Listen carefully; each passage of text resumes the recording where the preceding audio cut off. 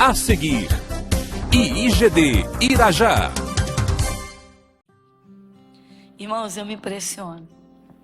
A gente vê pessoas, muitos chegam saudáveis, estavam com a vida destruída, vida financeira, casamento acabado. Nós sabemos que, em regra, Jesus é a última porta, irmãos. Todo mundo bate em muitas portas até encontrar Jesus. Em regra, Jesus é a última porta. Deus, o Senhor me socorre, eu acabo com a minha vida. A maioria, quando chega ao desespero, chega nesse nível. E me impressiona, irmãos, como as pessoas gastam energia junto com as multidões. Você pode me criticar, mas hoje, muitas pessoas, irmãos, por não gostarem de acordar cedo, não vão participar de culto por causa de um jogo. Por causa de um jogo.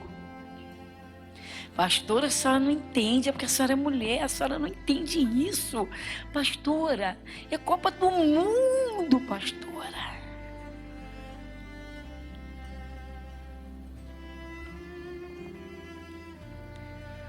O mundo adora a Deus, o mundo está na luz, o mundo foi lavado no sangue de Jesus. Não é pecado torcermos. Pecado é colocar o coração e colocar de tal modo que aquele momento e aquele objetivo, aquele alvo da alegria fica muito acima de Jesus. Eu garanto que pessoas pobrezinhas, que passam necessidade, mas que têm uns trocadinhos, compraram sua camiseta. Patriota, pastora. Sua bandeirinha.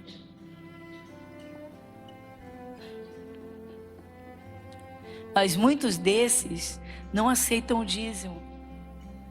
Porque eu não tenho condição. Como é que eu vou dar? Imagina. Cadê o entendimento? Cadê o entendimento? Ser fiel no pouco, sobre o muito eu te colocarei.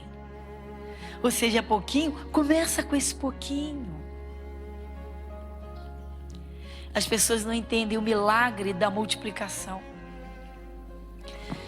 Jesus olhou uma multidão, que já estava caminhando com ele fazia 3 dias. Os discípulos se preocuparam, chegaram até Jesus: Senhor, estamos preocupados, eles podem desmaiar pelas ruas, está todo mundo com fome, 3 dias estão nos seguindo sem comer. Tá bem, vá lá no meio deles e veja o que vocês encontram, se alguém tem alguma coisa de comer. E todos os irmãos sabem que foi encontrado o lanche de uma criança, um menino que levou um lanchinho, que a mamãe preparou. 5 pãezinhos e 2 peixinhos, só 2 peixinhos. A Bíblia não diz que eram 2 robalos. A Bíblia não diz que eram 2 namorados. Não diz que eram 2 corvinas. Diz que eram 2 peixinhos. Jesus, quando pegou aquilo nas mãos, ele poderia ter dito: discípulo, vem cá, é essa miséria que você traz para mim?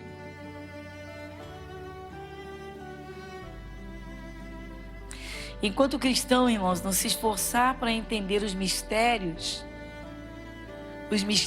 das coisas espirituais, ele vai se perder nessa terra. Eu não estou dizendo que você não pode torcer. Eu estou te dizendo que se você colocar o seu coração inteiro, ao ponto de sofrer emocionalmente, como toda a massa no mundo inteiro, cada um no seu país sofre, você já errou o alvo há muito tempo, meu irmão. Você nunca colocou o coração em Jesus. Sabe o que vocês sabem? O que Jesus fez com os 2 peixinhos e os 5 pãezinhos, sabem? Todo mundo sabe? O que ele fez? Ele deu graças. Ele deu graças.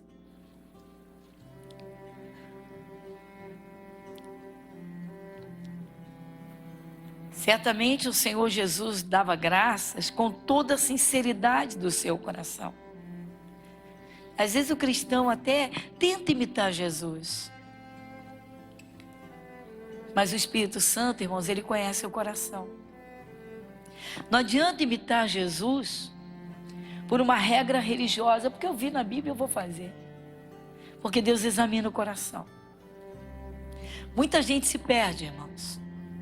Entra nas igrejas, se torna religiosa. A vida não muda em nada. Sabe por quê? Porque o coração está nas emoções que dominam o mundo inteiro. Enquanto o cristão não entender a preciosidade de uma vida diante de Deus, que Deus trata de modo tão peculiar, que Ele olha para cada um, e Ele tem um plano para cada um. Jesus tomou aqueles 5 pãezinhos, broinha, não era uma bisnaga, e 2 peixinhos, Ele tomou nas mãos. Nas suas 2 mãos estavam ali os 5 pãezinhos e os 2 peixinhos. Qualquer um olhando aquela multidão de 5.000 pessoas diria: que miséria. Alguns diriam: droga, tem que acontecer alguma coisa. É por isso que muitos cristãos, irmãos, muitos filhos de Deus, andam pelas igrejas, não conseguem a cura, a libertação. Como eu falei dessa senhora, dessa ovelhinha, irmãos, ela não foi curada no primeiro dia, ela não foi curada na primeira semana, ela não foi curada no primeiro mês, foram meses. Ela foi ouvindo, ela foi assimilando, ela foi ouvindo, foi entendendo. O Espírito Santo sondou o coração dela e viu o interesse dela em entender a palavra. E Deus então veio para iluminar o coração dela. Então, no momento em que ela entendeu, as coisas começaram a acontecer. E ela foi melhorando, ao ponto de poder andar sozinha. Não precisou mais andar amparada. De poder cuidar do seu corpo sozinha, tomar o seu banhinho, pentear seus cabelinhos. Vocês já pararam para pensar? Uma pessoa dependente para pentear cabelo, para lavar o rosto, para tomar um banho, para pegar uma água, não consegue segurar. Para pensar. Uma pessoa que, para ir ao banheiro, suas necessidades fisiológicas, precisava de alguém que acompanhasse, que fosse lá cuidar. Pensa, por favor, carregada, gemendo dia e noite. Mas foi ouvindo, como a Bíblia diz, a fé vem pelo ouvir. Aí a gente vê hoje, irmãos, vamos com carinho, irmãos. A pessoa entra na igreja, tanta gente distraída. Tem hora que eu fico brava, irmãos. Às vezes Deus está nos usando, a gente está vendo Deus trabalhando na igreja. Sabe que naquele culto vai ter milagre. Vai ter gente que vai abrir o entendimento e vai mudar o curso da vida completamente. Porque acontece, irmãos, às vezes é um culto que muda a história de uma pessoa. Às vezes é um culto que muda a história de uma pessoa. Aí você olha e vê a pessoa olhando. Irmãos, vocês vão acreditar? Eu vou contar para vocês. Reunião das mulheres. Aí eu vim falar da mulher de Deus, a mulher edificadora, a mulher construtora, a mulher que não tem preguiça, a mulher que tem a vida em ordem, a mulher que tem visão das coisas, a mulher que trabalha, que negocia, da dona de casa, a mega empresária. E Deus está nos usando. E tem alguém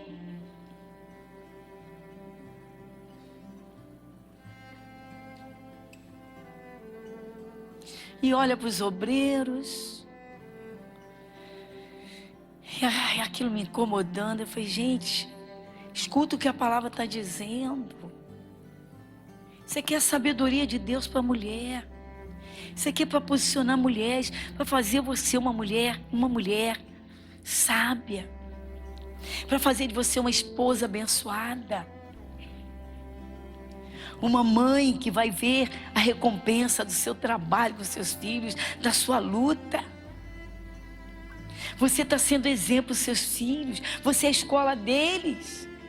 E ela está assim, e assim, e assim. Falei, Jesus, me ajuda, deixa eu tirar os olhos disso. Não adiantou. No final, essa senhora vem no pé do altar. Pastora Gorete Moura.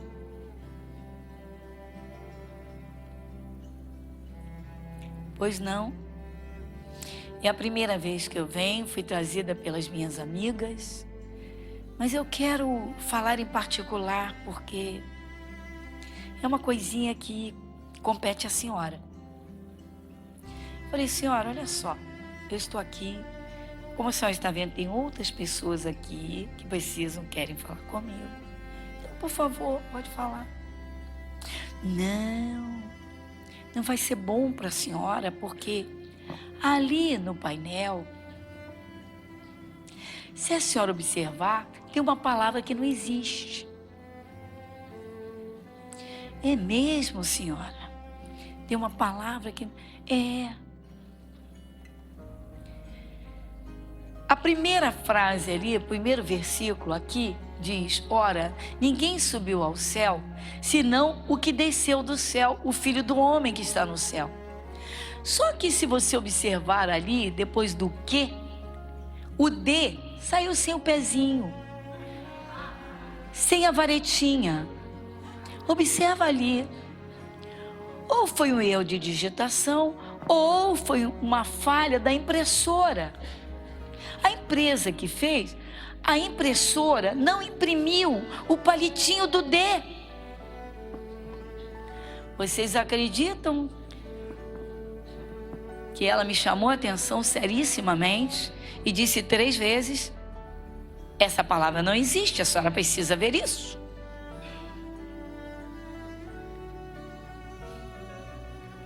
E eu falei, Senhor, a rainha de Sabá veio ao Irajá?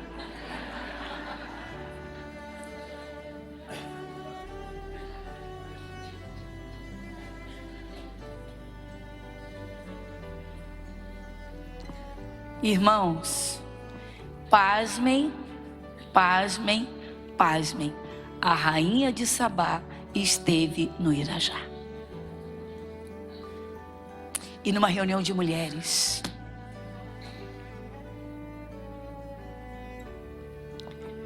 E eu olhei e falei, Senhor, segui o raciocínio dela. Muito obrigada. Eu tinha que lhe alertar que essa palavra não existe. Quase que eu disse para ela, a senhora fez bem, eu sou analfabeta.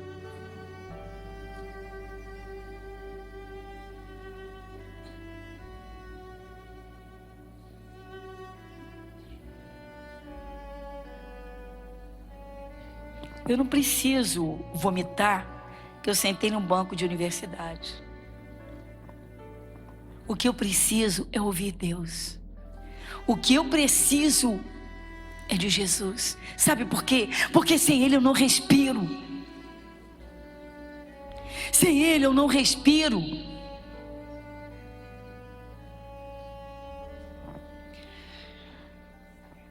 Há muitos anos atrás, chegou um senhor na nossa igreja, também já de idade avançada, mas esse chegou para contar um testemunho. Ele disse, pastor, eu tenho assistido os programas da igreja, os cultos, e eu gosto muito de falar do que Jesus fez comigo, e a senhora vai entender. Já estava frequentando, chegou, veio falar comigo, começou a frequentar alguns cultos, e ele disse, eu era um homem tão orgulhoso, que hoje eu não sei como eu me suportava. Mas eu entendi, eu me suportava porque eu era insuportável. Mas eu me suportava porque eu era orgulhoso. Ele disse: eu dirijo uma empresa de segurança. Eu tenho 100 homens ao meu serviço. 100 homens debaixo da minha responsabilidade. Se eu vou rasgar o verbo, sou dono da empresa. Trabalham todos armados.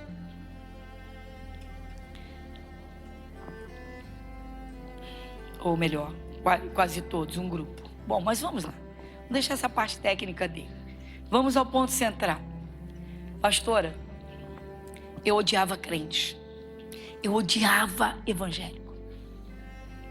Eu achava que evangélico era a escória da sociedade. Um povo que segue uma Bíblia. Impressionante, um povo que segue uma Bíblia. Um povo de uma linguagem.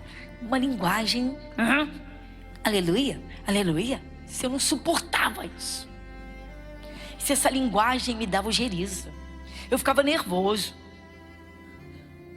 Aí eu chegava lá no meu local de trabalho, onde reunia essa tropa, e tinha sempre uma meia dúzia com uma Bíblia na mão na hora do almoço. Aquilo foi me dando uma raiva. Um dia eu virei para essa turma, para aquela turma, e falei: olha aqui, bicho, vocês querem ler a Bíblia, vocês leem na casa de vocês. Vocês querem ler na rua, é problema de vocês. Mas aqui não. Aqui é o meu local, o meu lugar. Aqui é o meu espaço. E aqui eu não quero. Daquele portão para dentro, não tragam uma Bíblia. Eu não suporto esse livro. Desse jeito. Esse testemunho eu ouvi dele. Tem uns 20 e poucos anos que eu ouvi esse testemunho. Seguramente, irmãos, uns 23 anos tem. 22 a 23 anos. Já bem avançado. Reformado, militar reformado. E ele disse: pastora, eu fui o sujeito mais, acho que eu fui o mais orgulhoso da face da terra. Eu acho que nem Herodes me vencia. Falei: meu Deus. E ele disse: eu proibi a entrada da Bíblia do portão para dentro do meu galpão. Mas eu não sabia o que estava para acontecer.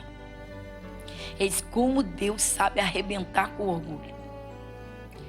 Sabe, eu estava num bairro do Rio de Janeiro, em frente a um hospital na calçada.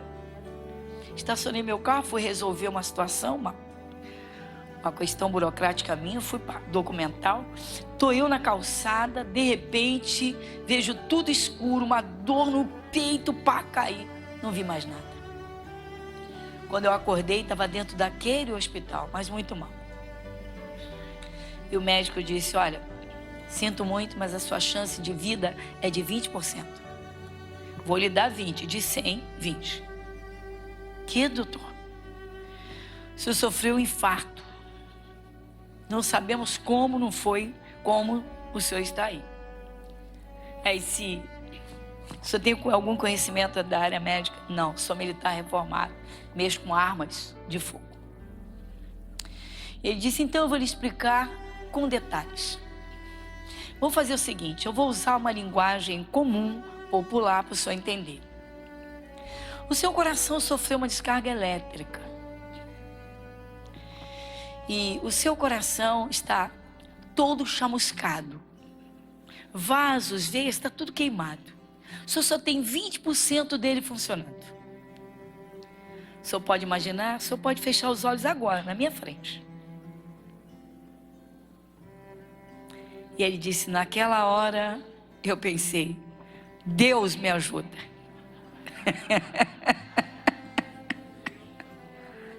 Deus. Ele disse: eu só pensei, nem força para falar eu tinha. Mas estou lá para ser transferido para o hospital da corporação, mas não podia porque o estado era gravíssimo e eu tinha que ficar ali. Mas eu estava lúcido. Muita dificuldade, um cansaço, o corpo parecia todo quebrado. E ele disse: a senhora pode imaginar? Os médicos saem, me aplicam alguma coisa para eu dormir, mas eu estou escutando. entra uma baixinha, uma senhorinha de idade, baixinha, pequenininha, gordinha. Palavras dele. E veio lá, ela tinha passe livre no hospital, fazia isso todo dia, todas as tardes. E ela chegou e disse: o senhor está acordado? Posso orar pelo senhor? E eu falei: ai meu Deus. E ela já foi botando a mão na minha cabeça e foi dizendo que Jesus morreu por mim, que Jesus, o Filho de Deus, derramou sangue por mim, que eu precisava conhecer Jesus, que Jesus foi homem e que como homem ele teve um coração igual ao meu. E lá na cruz ele me curou de tudo. E aí eu fui escutando aquilo. E ela não parava de dizer: Jesus já lhe curou, Jesus já lhe curou. E ela não parava de dizer. Eu disse: eu estou morrendo, e ela está dizendo que Jesus me curou. E eu estou morrendo, ela está dizendo que Jesus me curou. E daqui a pouco ela começa a orar. E aquela senhorinha baixinha não para de invocar: Jesus, cura esse corpo, opera nesse corpo. Jesus, essa morte não vai entrar, a morte não vai levar esse homem. E eu comecei a me alegrar: a morte não vai me levar. Ela disse: agora estava ficando bom. Ele disse. E ele disse: eu não conseguia ver a senhorinha, o olho muito pesado, mas eu queria ver, porque eu queria até agarrar ela e segurar. Faz mais, fala mais, eu quero escutar isso. Eu preciso escutar isso. Eu não quero morrer, eu não quero morrer, eu não quero morrer. E ela dizia: Jesus já lhe curou, Jesus já lhe curou. Mas como Jesus me curou, estou aqui morrendo. Jesus já lhe... E eu pensava, eu pensando. E daqui a pouco ela deu um grito, deu um berro, falou: e sai dele, diabo. Falei: meu Deus, diabo, o que é isso? Esse senhor deu esse testemunho lá na Clairão de Melo, no galpão. Foi emocionante. Bom, resumindo, irmãos, e quando ela sai, ele sente a respiração, mas está sonolento, não aguenta, dorme. Bom, resumindo, no dia seguinte, seria o dia da transferência, o médico, aí o chefe da equipe disse: vamos refazer os exames, porque ele pode morrer na remoção. Que surpresa! O coração estava perfeito. Ninguém entendeu nada. Viraram o moço de cabeça para baixo, viraram do avesso. Ele mesmo contou esse testemunho. Ele não era membro da nossa igreja, mas ele quis dar o testemunho porque ele disse: sabe por que eu gosto de dar? Para pisar no diabo, porque ele me usou demais, eu fui orgulhoso demais. Eu era arrogante. Eu era altissimamente orgulhoso. Ele disse: eu aprendi, estou aprendendo com Jesus. E ele disse: olha, Jesus usou uma senhorinha, eu não sei o tamanho dela. Ele disse: eu só conseguia vislumbrar, sentir a mão dela na minha cabeça. E eu soube, uma senhorinha baixinha, gordinha, idosinha, foi lá com Jesus. Ela tinha Jesus e foi me dar vida. Ele disse: o que eu posso fazer hoje é contar essa maravilha que Jesus fez, porque os médicos não entenderam nada, disseram: olha, o seu coração parece o coração de uma criança. Uma senhorinha, irmãos, uma senhorinha, mas uma senhorinha que trabalha para Jesus, uma senhorinha que é discípula de Jesus. Igreja Internacional da Graça de Deus, Avenida Monsenhor Félix, 1120, Irajá.